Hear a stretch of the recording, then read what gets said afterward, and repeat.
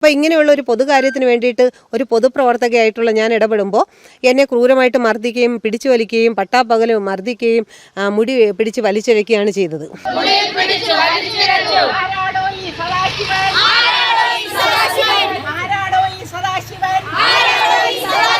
ഇങ്ങനെയുള്ളവരെ തളർത്തിക്കഴിഞ്ഞാൽ ഇനി ആരും മുന്നോട്ട് വരത്തില്ല ഒരു കാര്യത്തിനും.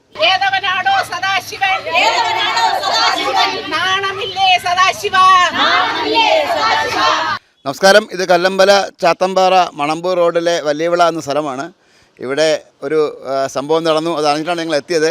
കാരണം ഇവിടുത്തെ ഒരു ബ്ലോക്ക് മെമ്പറുണ്ട്, കുഞ്ഞുമോളി ചേച്ചി നമുക്ക് ദീർഘകാലമായിട്ട് നമുക്കറിയാം. ചേച്ചി ഒരുപാട് പേർക്ക് സഹായം ചെയ്യുന്നൊരു ചേച്ചിയാണ്, ഒരുപാട് പേർക്ക് ഭക്ഷണം കൊടുക്കുന്ന ചേച്ചിയാണ്. ചേച്ചിയുടെ 1-2 സ്റ്റോറിയൊക്കെ മുന്നേ നമ്മൾ ചെയ്തിട്ടുണ്ട്. അതുമാത്രമല്ല, ഇവിടെ ഒരു മദ്യവിൽപ്പനശാല വന്നപ്പോൾ അതിനെതിരെ ഒറ്റയ്ക്ക് നിന്ന് പൊരുതിയ ഒരു മാഡം കൂടിയാണ് ആ ചേച്ചി ഇവിടെ ക്രൂരമായി മർദ്ദിച്ചു എന്നൊരു വാർത്ത കേട്ടു. അത് അന്വേഷിക്കാൻ വേണ്ടിയാണ് ഞങ്ങൾ എത്തിയത്. ഇപ്പോൾ ചേച്ചി ഞങ്ങളൊപ്പം ചേരുകയാണ്. ചേച്ചി, എന്താ ചേച്ചി വിഷയം എന്താണ്? നമസ്കാരം. നമ്മുടെ ഈ ചാത്തമ്പ്ര മണമ്പൂർ റോഡ് 3 കോടി രൂപയ്ക്ക് നമ്മുടെ സത്യൻ MLA കാലത്ത് അനുവദിക്കുകയും അംബിക MLA ആയിരുന്നപ്പോഴാണ് ഈ റോഡ് അനുവദിച്ച് കിട്ടിയത്. BMBC നിലവാരത്തിൽ നമ്മൾ 10 വളവുകൾ നിവർത്തി വളരെ നല്ല രീതിയിൽ ചെയ്ത റോഡാണ്. ഈ റോഡിൻ്റെ സൈഡിൽ ഈ ഭാഗത്തായിട്ട് നല്ല വീതിയുണ്ട്. വളവാണിത്, കാണുന്നുണ്ടല്ലോ. അപ്പോൾ ഈ വളവിൽ ഏകദേശം 1 മീറ്റർ 80 സെൻറ്റിമീറ്റർ ഭാഗം ഈ വസ്തുവിൻ്റെ ഓണറായിട്ടുള്ള സദാശിവൻ നായർ സുദർശന നിലയം മണമ്പൂർ എന്നയാൾ 1 മീറ്ററും 80 സെൻറ്റിമീറ്റർ ഭാഗം റോഡിലേക്ക് കടത്തി വാനം വെട്ടി. അപ്പോൾ വാനം വെട്ടിക്കൊണ്ടിരുന്നപ്പോൾ ഞാൻ ആ പണിക്കാരോട് പറഞ്ഞു, ഇത് അനീതിയാണ്, ഇത് ചെയ്യുന്നത് ശരിയല്ല, നിങ്ങളെന്ത് ചെയ്യുക, നിങ്ങളുടെ വസ്തുവിലിട്ട് വാനം തോണ്ടണമെന്ന് പറഞ്ഞിട്ട് ഇവിടെ വെച്ച് തന്നെ ഞാൻ പഞ്ചായത്ത് സെക്രട്ടറിയെ വിളിച്ച് അറിയിച്ചു. എങ്കിലും പഞ്ചായത്തിൽ നിന്ന് ആൾ വന്നില്ല. 2-3 പ്രാവശ്യം ഞാൻ വിളിച്ച ശേഷമാണ് പഞ്ചായത്ത് സെക്രട്ടറി ഇത് നിർത്തി വയ്ക്കാനായിട്ട് പറഞ്ഞു. ഏകദേശം 1 മണി ആയപ്പോഴേക്കും ഞാൻ ഇവിടെ എത്തിയ ആ സമയത്താണ് പഞ്ചായത്ത് സെക്രട്ടറി വിളിച്ച് നിർത്തി വയ്ക്കാൻ പറഞ്ഞത്. അപ്പോൾ ഇദ്ദേഹം ഒരു കാറിൽ ചീറിപ്പാഞ്ഞ് ഇവിടെ വന്ന് ഈ വസ്തുവിൻ്റെ ഓണറായിട്ടുള്ള സദാശിവൻ കാറിൽ ചീറിപ്പാഞ്ഞ് ഇവിടെ വന്ന് വണ്ടി നിർത്തിയ ശേഷം ചാടി ഇറങ്ങി എൻ്റെ നേർക്ക് ഭയങ്കരമായിട്ട് ചീത്തയും വിളിച്ചുകൊണ്ട് ആക്രോശിച്ചുകൊണ്ട്, എനിക്ക് തോന്നുന്നു ഞാൻ ചെയ്യോടി, നീ ആര് ഇവിടെ ചോദിക്കാൻ, പെർമിറ്റ് ഇല്ലാതെ തന്നെ ഞാൻ ചെയ്യും, എൻ്റെ ഇഷ്ടത്തിന് ഞാൻ ചെയ്യും, നിനക്കിവിടെ എന്ത് കാര്യമെന്ന് പറഞ്ഞുകൊണ്ട് വണ്ടിയിലേക്ക് ഒറ്റ ചവിട്ട്. ആ ചവിട്ടിൽ തന്നെ ഞാൻ താഴെ വീണു. ഞാൻ സ്കൂട്ടറിൽ ഇരിക്കുമായിരുന്നു. അപ്പോൾ ഇങ്ങനെ ഓടിക്കൊണ്ടൊന്ന് അടിക്കാൻ വന്നിട്ടാണ് ചവിട്ടി. അപ്പോൾ പെട്ടെന്ന് ഞാൻ ഹെൽമെറ്റ് എടുത്ത് വെച്ച് ഡിഫെൻഡ് ചെയ്തെങ്കിലും ഹെൽമെറ്റ് താഴെ വീണു. എന്നിട്ട് എന്നെ ചവിട്ടി ഞാൻ താഴെ വീണപ്പോഴത്തേക്ക് എന്നെ പെട്ടെന്ന് അയാൾ ഓടി വന്നിട്ട് മുടിക്ക് പിടിച്ച് വലിച്ച് നമ്മൾ തമ്മിൽ മൽപ്പിടുത്തമായി ആ ഭാഗത്തേക്ക് ചെന്ന് വീഴുകയാണ് ചെയ്തത്. അതിനുശേഷം അയാൾ അവിടെ വച്ച് തന്നെ തറയിൽ കിടന്നുകൊണ്ട് എൻ്റെ നെഞ്ചത്തടിക്കുകയും അതുപോലെ തന്നെ ചവിട്ടുകയും ചെയ്തു. അപ്പോൾ നമ്മുടെ ഒരുപാട് നേരത്തെ ആ മൽപ്പിടുത്തം ഞാനങ്ങ് കുനിഞ്ഞു വല്ലാത്തൊരവസ്ഥയിലായി. അതുകൊണ്ട് തന്നെ എനിക്ക് നിവർന്ന് നിൽക്കാനോ ഒന്നും പറ്റാത്തത് കൊണ്ട് തന്നെ ഒരു പ്രതിരോധം എന്നുള്ള നിലയ്ക്കൊന്നും ചെയ്യാനും കഴിഞ്ഞില്ല. അപ്പോൾ ഇത്തരത്തിലുള്ളൊരു മർദ്ദനമാണ്. ഒരു പൊതു കാര്യവുമായിട്ട് ബന്ധപ്പെട്ട് ഞാൻ ഇടപെട്ടപ്പോൾ ഞാൻ ഇവിടെ വാനം വെട്ടിയപ്പോൾ ചെന്ന് തടഞ്ഞില്ല, അല്ലെങ്കിൽ ചെന്ന് കയ്യിൽ പിടിച്ചില്ല, ഒന്നും ചെയ്തില്ല. പകരം അത് നിയമപരമായിട്ട് ഞാൻ പഞ്ചായത്തിനെ അറിയിക്കുകയാണ് ചെയ്തത്. അപ്പോൾ ഇങ്ങനെയുള്ള ഒരു പൊതുകാര്യത്തിന് വേണ്ടിയിട്ട് ഒരു പൊതുപ്രവർത്തകയായിട്ടുള്ള ഞാൻ ഇടപെടുമ്പോൾ എന്നെ ക്രൂരമായിട്ട് മർദ്ദിക്കുകയും പിടിച്ചു വലിക്കുകയും പട്ടാപ്പകലും മർദ്ദിക്കുകയും മുടി പിടിച്ച് വലിച്ചിഴക്കുകയാണ് ചെയ്തത്. അപ്പോൾ ഇതിൻ്റെ പ്രതിഷേധം എന്നാണ്, അല്ലെങ്കിൽ ഇതിൻ്റെ ഭാഗമായിട്ട് ഞാൻ കല്ലമ്പലം പോലീസിൽ പരാതി കൊടുത്തു. പക്ഷേ അവർ FIR ഇട്ട് കേസെടുത്തിട്ടുണ്ട്. പക്ഷേ ഇതുവരെയും ആ പ്രതി 4-5 ദിവസമായി ഇതുവരെയും പ്രതി അറസ്റ്റ് ചെയ്തിട്ടില്ല. അയാൾ വളരെ പണസ്വാധീനമുള്ളൊരു വ്യക്തിയാണ്. പണസ്വാധീനം മാത്രമല്ല, ചേച്ചിയായിട്ട് എന്തെങ്കിലും മുൻവൈരാഗ്യം എന്തെങ്കിലും ഉണ്ടായിരുന്നു? മുൻവൈരാഗ്യം എന്ന് പറയാൻ എനിക്കറിയില്ല. പക്ഷേ ഇവിടുന്ന് ഈ ഭാഗത്തു നിന്ന് തന്നെ നമ്മുടെ താഴെ ഒരു അപ്പൂപ്പൻ ക്ഷേത്രമുണ്ട്. കാടിയാതി ക്ഷേത്രം എന്നാണ് പറയുന്ന. പട്ടികജാതിക്കാർ വളരെ വർഷങ്ങളായിട്ട് ആരാധിക്കുന്ന ഒരു ക്ഷേത്രമാണ്. ഞങ്ങളെല്ലാവരും തന്നെ, ഈ നാട്ടുകാരെല്ലാം തന്നെ ആരാധിക്കുന്ന, വെള്ളിയാഴ്ച പൊങ്കാലയൊക്കെ ഉണ്ട്. അപ്പോൾ നമ്മുടെ ഇവിടെയുള്ള എല്ലാ സഹോദരിമാരും പൊങ്കാലയൊക്കെ ഇടാൻ പോകുന്ന ഒരു ക്ഷേത്രമാണ്. ആ ക്ഷേത്രത്തിൽ ഇതുവഴിയാണ് നടന്നുകൊണ്ടിരുന്നത്. ഇയാൾ പെട്ടെന്ന് അവിടെ പാറ വെച്ച് ബൗണ്ടറി കെട്ടി. കഴിഞ്ഞ വർഷം ബൗണ്ടറി കെട്ടിയപ്പോൾ നാട്ടുകാരെല്ലാം പരാതിപ്പെട്ടപ്പോൾ പറഞ്ഞു, നിങ്ങൾ ഇതിൻ്റെ പുറത്തുകൂടി നടന്നോ, വഴി തരേണ്ടുന്ന സമയത്ത് വഴി ആയിട്ട് തന്നെ നിങ്ങൾ ഉപയോഗിച്ചോളം പറഞ്ഞു. പക്ഷേ ഇപ്പോൾ ഈ കട വച്ച സമയത്ത് ഇയാൾ അതിൻ്റെ ബാക്കിൽ നിന്ന് മതിൽ കെട്ടി ഇങ്ങോട്ട് വരികയാണ് ചെയ്തത്. ഈ ബാക്കിൽ നിന്ന് മതിൽ കെട്ടി പെർമിറ്റ് ഇല്ല എന്ന് മാത്രമല്ല, ഈ മതിൽ കെട്ടിയതിൻ്റെ മറവ് കൊണ്ട് ആരും കണ്ടതുമില്ല. അപ്പോൾ ഞാൻ കണ്ടപ്പോൾ അത് ചോദ്യം ചെയ്തു, ഇത് ശരിയല്ല, നമ്മുടെ ക്ഷേത്രത്തിലേക്കുള്ള വഴിയല്ലേ, ആ വഴി വിട്ടു തരണമെന്ന് പറഞ്ഞു. അപ്പോൾ അന്നും ഇതേപോലെ തന്നെ ഭയങ്കരമായിട്ട് ആക്രോശിച്ചുകൊണ്ട് ചീത്ത വിളിച്ചുകൊണ്ട് പുള്ളി എൻ്റെ നേർക്ക് വന്നു. അന്ന് ഞാനങ്ങ് പോവുകയാണ് ചെയ്തത്. പഞ്ചായത്തിൽ ഈ വിവരം അറിയിച്ചു. അതുകൂടാതെ മറ്റൊരു വൈരാഗ്യം ഇദ്ദേഹത്തിനുണ്ട്. അത് വ്യക്തിപരമായിട്ടുള്ള ഒരു ആക്ഷേപിക്കുന്നൊന്നുമല്ല. അദ്ദേഹത്തിൻ്റെ സഹോദരി 97 വയസ്സുള്ള ഒരു സ്ത്രീ ഇവിടെ താമസമുണ്ട്. അപ്പോൾ അവർക്ക് ഭർത്താവ് മക്കളൊന്നുമില്ല. 1990 ഇവർക്കൊരു 62 വയസ്സ് പ്രായമുള്ളപ്പോൾ സഹോദരനായിട്ടുള്ള ഈ സദാശിവൻ അവരെ സംരക്ഷിക്കാമെന്ന് പറഞ്ഞുകൊണ്ട് അവരുടെ 22 സെൻറ്റ് പുരയിടം വിലയാധാരമായിട്ട് എഴുതി വാങ്ങിച്ചു. വിലയാധാരമായിട്ട് എഴുതി വാങ്ങിയ ശേഷം ഉണ്ട് വിലയാധാരം വാങ്ങിച്ചിട്ട് 22,000 രൂപ അവരുടെ പേരിൽ ഡെപ്പോസിറ്റ് ചെയ്തു. ബറോഡ ബാങ്കിലാണ് ഡെപ്പോസിറ്റ് ചെയ്തത്. ഇവർക്ക് മാസം 150 രൂപ അങ്ങോട്ട് ഇൻട്രസ്റ്റ് കിട്ടുമായിരുന്നു. ഒരു വർഷം കഴിഞ്ഞപ്പോഴേക്കും ഇവർ പോയി അതിൽ നിന്ന് 1000 രൂപ എടുത്ത് ഓല കെട്ടാനായിട്ട് ചെന്നപ്പോഴത്തേക്കാണ് അറിയുന്നത് ആ വിലയാധാരം വാങ്ങിച്ചതിൻ്റെ ആ പൈസ പോലും ഇദ്ദേഹത്തിൻ്റെ പേരിലാണ് ഡെപ്പോസിറ്റ് ചെയ്തതെന്ന്. അന്ന് മുതൽ ഇവർ കളക്ട്രേറ്റിലും പോലീസിലും ഒക്കെ ആയിട്ട് നിരന്തരമായിട്ട് ഈ കഴിഞ്ഞ വർഷം വരെ 96 വയസ്സ് വരെയും അവർ പോലീസ് സ്റ്റേഷനിലും കളക്ട്രേറ്റിലും കയറി ഇറങ്ങുകയാണ്. ഇത്രയും പണസ്വാധീനമുള്ളവൻ എന്നെ ഉപദ്രവിച്ചിട്ട് ഇതുവരെ പോലീസ് അറസ്റ്റ് ചെയ്തിട്ടില്ല അയാളെ.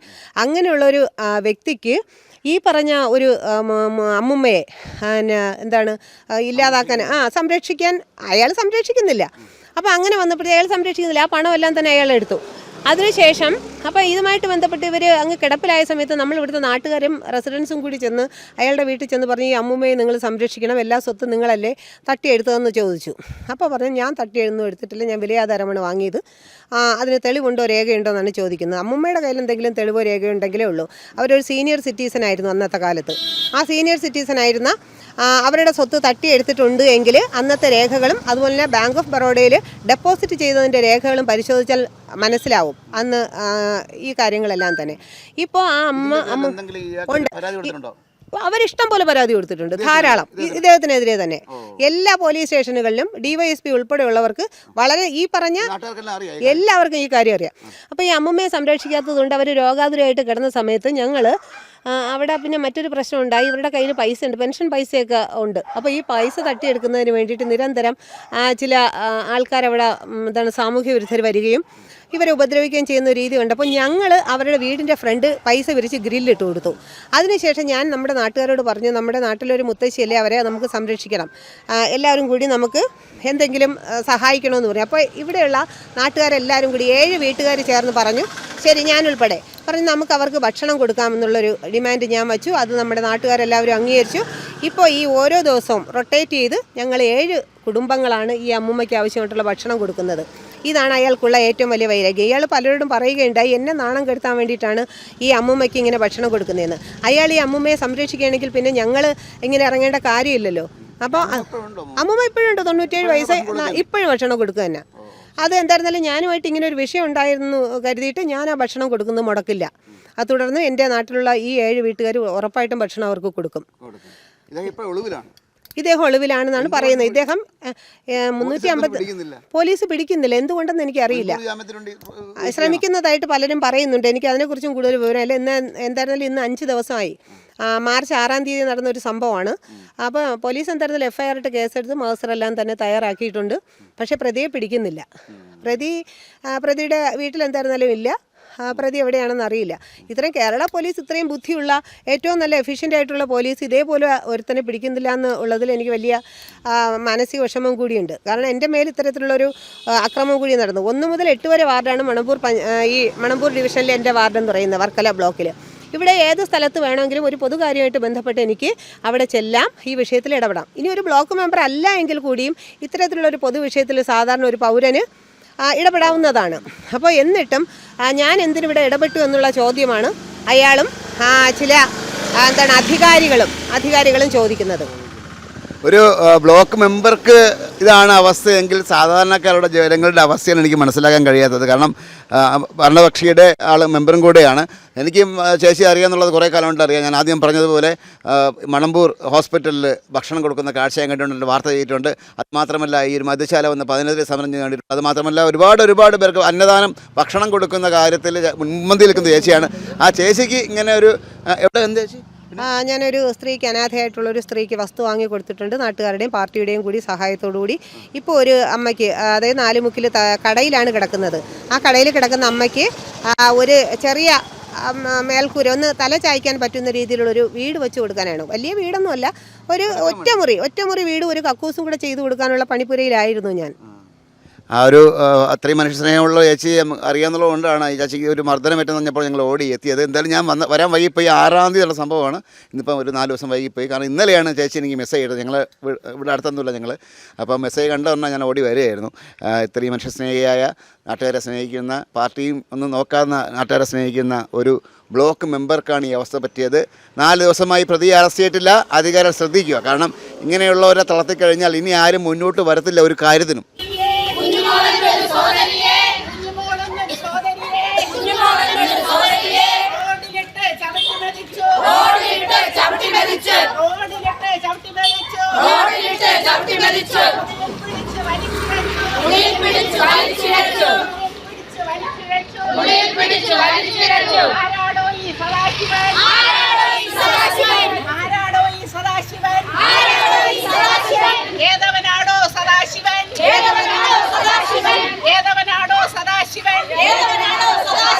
നാണമില്ലേ സദാശിവ, നാണമില്ലേ